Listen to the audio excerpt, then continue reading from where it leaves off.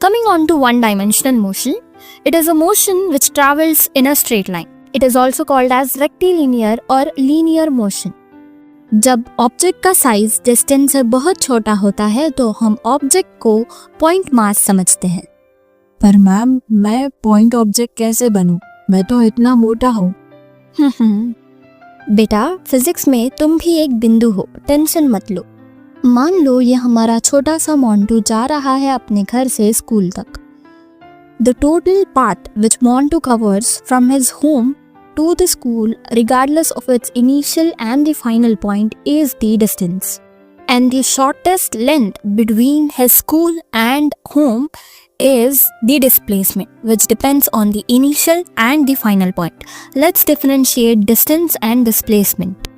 Distance is a scalar quantity, which means it has only a magnitude, while displacement is a vector quantity, which means it has both magnitude as well as directions.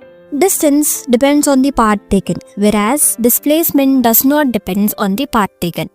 The value can always be positive for distance, while the displacement's value can be positive, negative, or even zero.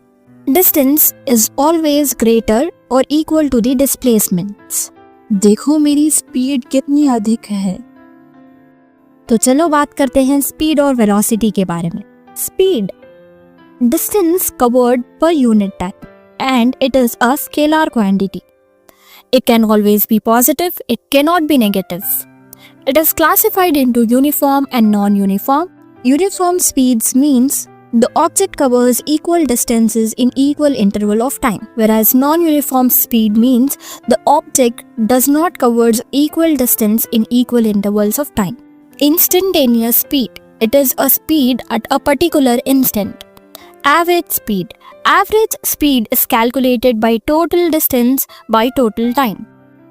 Velocity is the displacement covered in a particular time.